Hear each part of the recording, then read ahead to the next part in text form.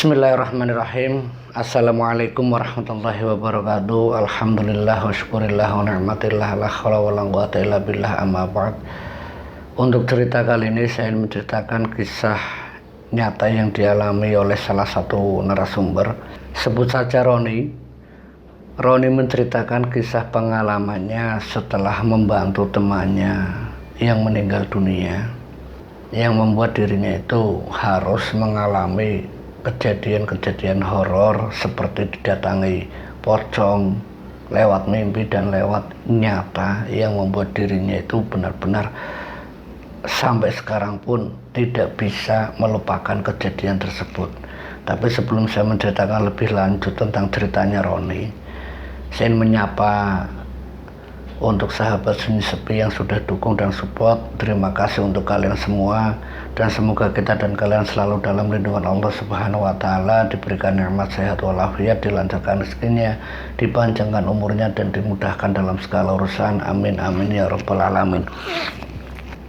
Kisah yang diceritakan Roni itu terjadi di tahun 2014 silam, saat dia mendengar kabar kalau salah satu temannya mengalami kecelakaan di jalan raya.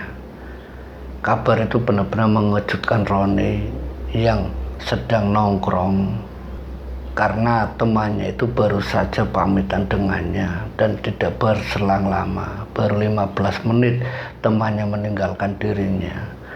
Kabar yang mengejutkan kalau temannya itu mengalami kecelakaan dan meninggal dunia.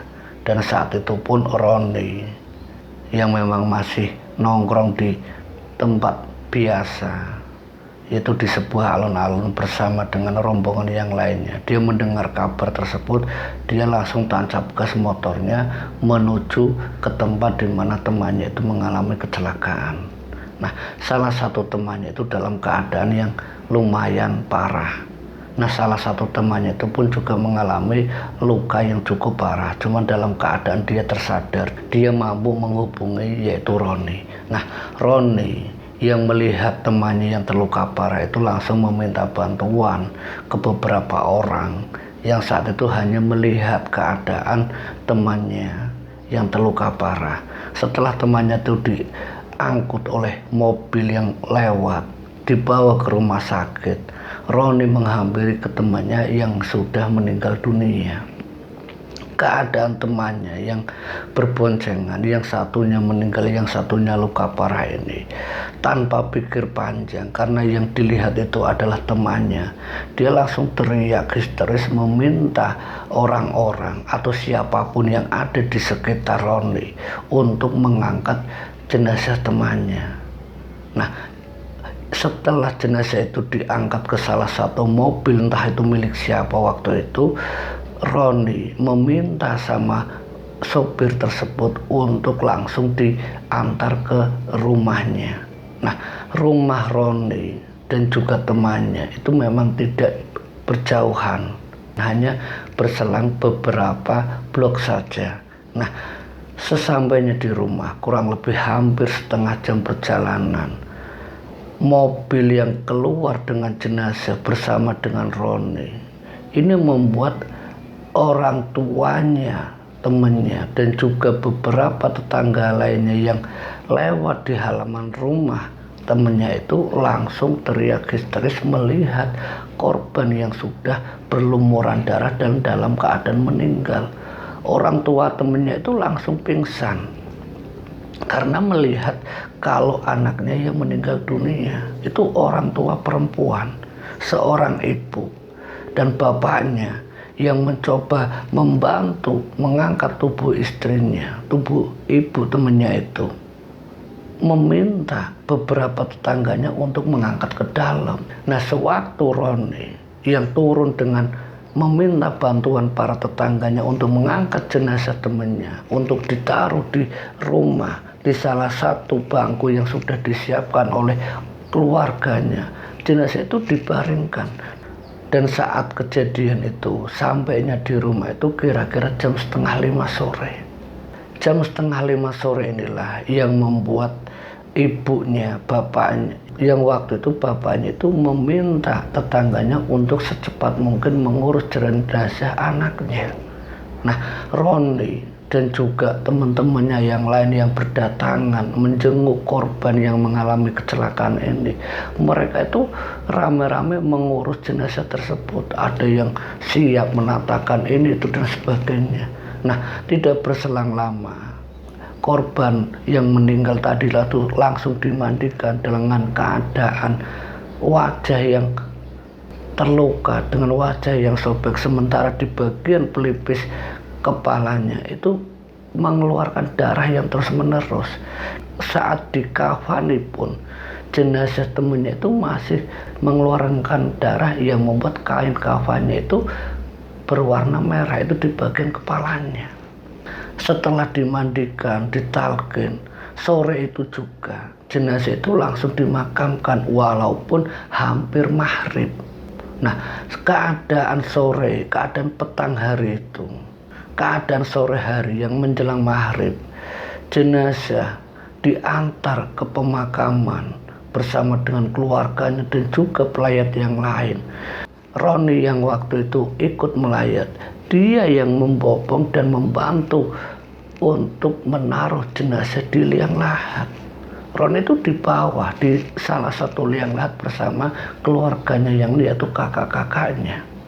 Nah, setelah jenazah atau selesainya pemakaman itu kurang lebihnya hampir 6:30 malam. Nah, Roni setelah selesai jenazah temannya dimakamkan kurang lebihnya setelah sholat maghrib, Roni baru melakukan sholat maghrib di rumah temannya. Dan hari itu juga langsung dilakukan doa yasin tahlil untuk mendoakan jenazah. Dan waktu itu Roni pun ikut mendoakan dengan pakaian dan celana seadanya. Dia tidak sempat mandi, tidak sempat apa. Ya hanya cuci tangan dan mengambil air wudhu. Dia sholat maghrib pun, sholat isya pun ya masih memakai baju yang dia pakai sewaktu mengangkat jenazah dan mengantarkan jenazah sampai ke rumahnya. Jadi baju itu masih terpakai. Nah, dari kejadian itulah selesainya tahlilan kurang lebihnya hampir jam 8:30 malam. Roni pulang. Nah, sesampainya di rumah, Roni mungkin karena sudah lelah seharian dia main, terus melihat temannya yang meninggal, pikirannya yang teringat akan kepergian temannya, akan masa hidup temannya. Ini yang membuat Roni itu benar-benar merasa kehilangan. Keadaan itu yang membuat Roni dia duduk di ruangan tengah. Keadaan itu Roni yang duduk di ruangan tengah, di ruangan tamu sembari melamun, merenung. Tanpa dia sadari, dia itu terlelap, tertidur. Nah, di dalam tidurnya itu, Roni yang kaget. Karena di dalam tidurnya, Roni itu dimimpikan sosok pocong yang berlumuran darah. Dan pocong itu adalah temannya sendiri. Mimpi buruk itu membuat Roni itu langsung terbangun dari tidurnya. Dan dia sadar kalau dia tertidur di ruangan tamu. Nah, orang tuanya Roni yang waktu dia pulang sudah istirahat semua. Saat Roni berteriak, orang tuanya itu kaget sampai dia terbangun dan melihat kondisi Roni yang badannya juga pakaiannya itu berlumuran darah. Orang tuanya menanyakan Roni, "Kamu dari mana? Kenapa pakaian berdarah seperti itu?" Dijelaskan sama Roni kalau Roni baru saja membantu temannya yang meninggal dunia tadi sore. Nah, kenapa kamu nggak ganti? Kenapa kamu nggak mandi atau apa? Ketiduran, Pak, dijawab sama Roni. Karena jam 2 dini hari, karena Roni yang terlanjur ngantuk dan lelah, Roni hanya melepaskan bajunya dan celananya. Dia balik lagi ke kamar dan tidur. Jadi Roni itu tidak sempat mandi. Nah, jam 2:30 dia masuk ke kamar. Mimpi itu datang lagi. Mimpi sosok pocong temannya datang ke tidurnya yang membuat dia itu terbangun sampai benar-benar kaget. Saat tidurnya terbangun karena mimpi buruk itu, yang lebih mengagetkan Roni, jendela kamarnya itu terlihat sosok pocong yang sama yang seperti di mimpinya, tapi dalam keadaan setengah badan. Ini yang membuat Roni itu benar-benar ketakutan sampai teriak, membuat bapak ibunya itu kembali bangun. Pocong pak, pocong, pocong. Roni keluar dari kamarnya karena bukan hanya mimpi tapi nyata terlihat di balik jendela di kamarnya yang tidak tertutup rapat itu terlihat sosok pocong itu separuh badan. Dan pocong itu tak lain adalah sosok temannya yang wajahnya masih teringat jelas raut wajah yang berlumuran darah saat dia membantu mengangkat jenazah temannya untuk dibawa ke mobil dan ke rumahnya. Itu wajah yang sama.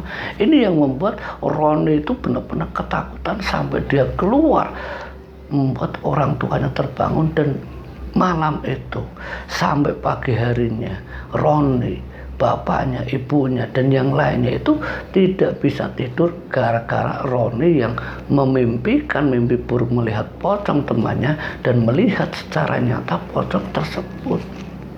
Dan melihat nyata pocong temannya yang di balik jendela itu. Dan kejadian itu tidak hanya satu malam itu saja.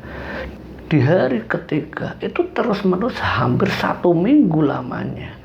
Pocong temannya itu yang selalu hadir di dalam mimpinya, dan yang membuat Roni benar-benar tidak sanggup dan tidak kuat karena diteror terus-menerus pocong yang menyerupai temannya seperti sosok arwah penasaran.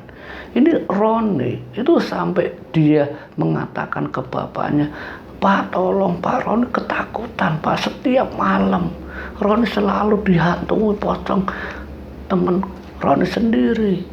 Penjelasan dari Roni itulah yang membuat bapaknya hanya mengundang seorang kiai, seorang ustadz untuk mengobati Roni yang selalu diteror oleh sosok gaib yang menyerupai temannya yang berwujud pocong yang berwajah berlumuran darah. Seminggu setelah Roni diteror oleh sosok pocong yang berlumuran darah, Pak Kiai menjelaskan ke Roni bahwa yang menampakkan wajah temannya itu adalah jin yang menyerupai temannya.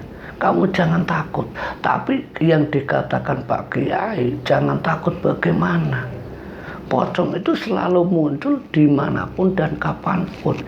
Ini yang membuat Roni itu seperti orang yang trauma dan bahkan ketakutannya berlebihan. Ya karena setiap kali dan dimanapun Roni selalu melihat sosok pocong itu. Ini yang membuat Roni selama 1 minggu itu benar-benar tidak bisa menahan ketakutannya selama hampir 1 minggu itu. Karena Roni waktu itu mengira mungkin hanya sehari, 2 hari, tapi selama 1 minggu. Dan itu setiap malam, setiap mimpinya, setiap dia keluar rumah. Ini yang membuat Roni itu benar-benar tidak kuasa menahan ketakutannya. Nah, setelah 1 minggu dia cerita ke orang tuanya, didatangkan seorang kiai menjelaskan ke Roni kalau itu adalah jin yang menyerupai temannya agar jangan takut. Roni diberikan dan diijazahkan amalan zikir agar sosok itu tidak datang menghantui Roni kembali. Setelah amalan zikir itu diberikan ke Roni, diijazahkan Pak Kiai ke Roni, sosok pocong itu memang benar-benar tidak datang menghantui Roni. Tapi Roni, bayangan wajah temannya yang berlumuran darah dengan mata yang tidak terpejam itu yang membuat Roni itu masih terbayang-bayang sampai saat ini. Dan yang membuat Roni ketakutannya itu sampai sekarang masih ada. Setiap kali ada orang yang meninggal karena kecelakaan, Roni selalu teringat akan temannya. Dan ini yang membuat Roni tidak pernah mau mendekati kalau ada orang yang mengalami kecelakaan dimanapun. Karena pikirannya Roni ya tidak mau hal itu terulang kembali oleh Roni.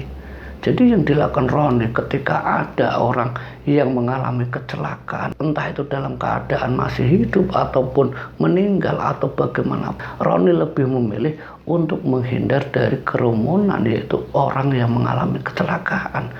Karena dalam pikirannya Roni, pengalaman sosok jin yang menyerupai temannya itu benar-benar masih terngiang-ngiang di pikirannya dan masih terlihat jelas bagaimana sosok pocong temannya itu ada di hadapannya yang setiap malam selalu menghantui Roni. Nah, dari kisah ini semoga kita bisa ambil hikmah dan pelajarannya. Akhir kata, wallahu muwaffiq ila aqwamit thoriq. Wassalamualaikum warahmatullahi wabarakatuh.